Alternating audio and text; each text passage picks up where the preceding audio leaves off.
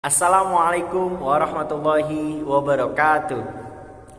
Ya, perkenalkan nama saya Muhammad Iqbal Ajasi dengan NIM 230701900068. Pada kesempatan kali ini saya ingin menjelaskan tentang teknik suatu model pembelajaran, yaitu dengan cara CPS atau dengan kata lain Creative Problem Solving.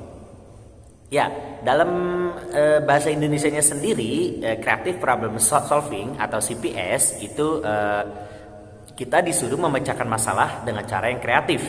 Kita sebagai seorang guru. Ada beberapa pendapat dari beberapa ahli yang menyatakan pengertian dari CPS. Namun pengertian yang dapat saya simpulkan adalah pembelajaran model CPS atau Creative Problem Solving adalah suatu model pembelajaran yang melakukan pemusatan pada pengajaran dan keterampilan memecahkan masalah yang diikuti dengan penguatan keterampilan. Nah, untuk model pembelajaran CPS ini memiliki ciri-ciri seperti pembelajaran dimulai dengan pemberian masalah. Nah, masalah memiliki konteks dengan dunia nyata. Siswa secara berkelompok, nanti kita akan menyuruh siswa untuk membuat kelompok. Siswa membuat kelompok, merumuskan masalah dan mengidentifikasinya sesuai dengan kemampuan mereka. Nah, lalu mereka mempelajarinya dan mencari materi sendiri terkait dengan masalah. Selain itu juga harus melaporkan solusi dari masalah tersebut. Nah, sementara kita sebagai seorang pendidik yaitu lebih banyak memfasilitasi. Nah, lalu apa sih itu tadi secara konsepnya. Lalu apa sih tujuan dari model pembelajaran CPS ini? Nah, secara umum tujuannya untuk meningkatkan kemampuan siswa dalam memecahkan masalah. Aktivitas siswa dan kemampuan guru dalam mengelola pembelajaran itu juga termasuk dalam tujuannya supaya lebih efektif. Nah, sekarang kita masuk ke model langkah-langkahnya, langkah-langkah dari model pembelajaran CPS tersebut. Nah, jadi di sini saya ingin memberi contoh bagaimana cara melakukan langkah-langkah dari CPS ini dengan medianya yaitu e-Sabak atau pengganti buku digital. Ya, untuk langkah-langkahnya di sini terdapat menjadi 3, yaitu dengan tahap awal, tahap inti, dan juga tahap penutup atau akhir. Nah, untuk tahap awalnya itu biasanya guru itu menanyakan kesiapan siswa mengenai materi tersebut. Contoh kita membahas suatu materi, kita bertanya dulu kesiapan siswanya, terus juga guru menjelaskan aturan mainnya. Nanti aturan mainnya akan ada di tahap inti. Jadi intinya tentang disuruh membuat kelompok, nanti akan dijelaskan. Lalu guru juga memberikan motivasi tentang apa sih manfaat dari mempelajari materi ini. Ya, seperti biasa tahap awal istilahnya intro terhadap siswanya tersebut. Nah, untuk yang kedua kita masuk ke tahap intinya. Siswa membentuk kelompok kecil yang terdiri dari 4-5 orang untuk membuat diskusi, small discussion, membuat diskusi, dan itu kelompoknya permanen ya. Permanen. Nah, tiap kelompok mendapat modul atau lembaran kerja, nanti akan dibagikan di e-Sabaknya karena kita menggunakan e-Sabak. E-Sabak itu pengganti buku digital, nanti akan dijelaskan juga pengganti buku digital yang nanti berupa tablet. Jadi setiap siswa itu memegang tabletnya masing-masing. Nah, secara berkelompok mereka memecahkan masalah yang terdapat pada lembaran kerja yang di dalamnya. Jadi guru sudah mengirimkan lembaran kerja ke dalam tabletnya mereka masing-masing. Nanti mereka akan login sesuai dengan nick dan juga passwordnya kalian. Nah, lalu siswa mendapat bimbingan dan arahan dari guru dalam memecahkan masalah. Nah, peranan guru dalam hal ini adalah menciptakan situasi yang dapat memudahkan munculnya pertanyaan dan mengarahkan siswa dalam kegiatan brainstorming dalam rangka menjawab pertanyaan atas dari ketertarikan siswa tersebut. Nah, tugas kita kan sebagai pendidik itu mengawasi. Nah, ada beberapa hal yang harus diperhatikan tenaga pendidik dalam mengawasi jalannya proses model pembelajaran CPS ini. Nah, yang pertama adalah klarifikasi masalah. Kita masuk ke klarifikasi masalah. Nah, di sini guru bersama siswa mengklarifikasi permasalahan yang ada dalam proyek tersebut, sehingga siswa mengetahui solusi yang diharapkan dari proyek tersebut. Dalam tahap ini, pada masing-masing kelompok mengajukan draft, jadi berupa hipotesa atau kesimpulan sementara dari masalah yang dihadapi tentang materi yang disampaikan oleh guru. Nah, jadi dia mengumpulkan draftnya berupa proyek-proyek sederhana tentang masalah yang akan dipecahkan di dalam lembar jawaban yang dikirim di tablet Esabak tersebut. Nah, untuk yang kedua, hal yang harus diperhatikan adalah mengungkapkan gagasan. Ya, siswa menggali dan mengungkapkan pendapat sebanyak-banyaknya berkaitan dengan strategi pemecahan masalah yang dihadapi dalam proyek tersebut. Jadi dalam materi tersebut siswa mengemukakan pendapatnya masing-masing, jawaban mereka ke dalam form tersebut. Nah, untuk yang ketiga ada evaluasi dan seleksi. Setelah diperoleh daftar gagasan banyak, siswa bersama guru dan teman lainnya mengevaluasi dan menyeleksi berbagai gagasan tentang strategi pemecahan masalah, sehingga pada akhirnya diperoleh suatu strategi yang optimal dan tepat dalam menjawab permasalahan siswa tersebut. Dan yang keempat, implementasi. Nah, dalam tahap ini siswa bersama kelompoknya memutuskan tentang strategi pemecahan masalah dalam proyeknya dan melaksanakan strategi yang dipilih dalam memecahkan masalah sesuai dengan draft kerja yang telah diajukan. Jadi draft yang sudah diajukan, jadi siswa sudah bisa mengimplementasikan jawaban mereka mengenai pakai cara yang mana, strategi yang mana yang harus dilakuin untuk memecahkan masalah tersebut. Nah, setelah pekerjaan selesai, siswa bersama kelompoknya mempresentasikan hasil kerjanya di depan kelas dengan menggunakan media Esabak tersebut. Jadi mereka bawa tablet masing-masing, nanti akan presentasi di depan hasil jawaban mereka. Nah, kelompok yang lain yang tidak maju itu diharapkan memberikan kritik, saran, dan juga pertanyaan mengenai materi tersebut. Kemudian guru bersama siswa menyimpulkan materi pembelajaran ke arah yang formal. Nah, itu adalah tahap intinya. Nah, kita masuk ke tahap penutupnya. Nah, karena kita menggunakan media Esabak sebagai untuk pemantap materinya di tahap penutup ini, jadi secara individu guru memberikan kuis yang dikirimkan di lembar jawaban digital ke dalam tablet Esabaknya pada masing-masing siswa tersebut.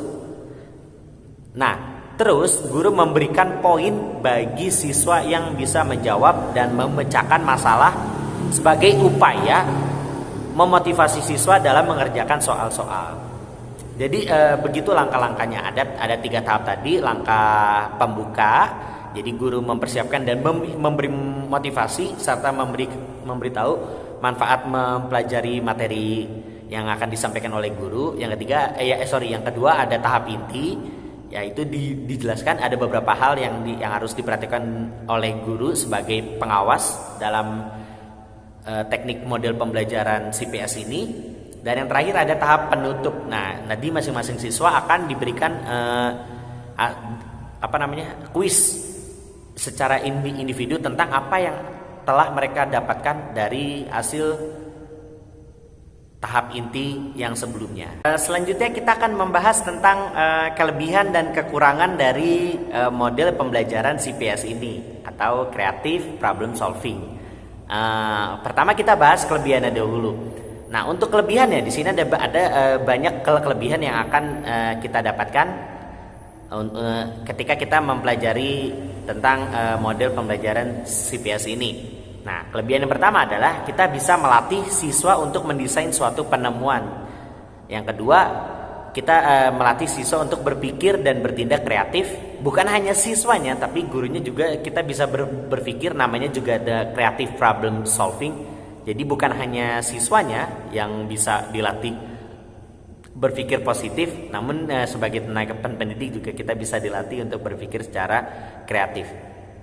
Nah, yang ketiga ada memecahkan masalah yang dihadapi secara realistis, karena problem solving kita tentang kehidupan yang terjadi di dunia nyata.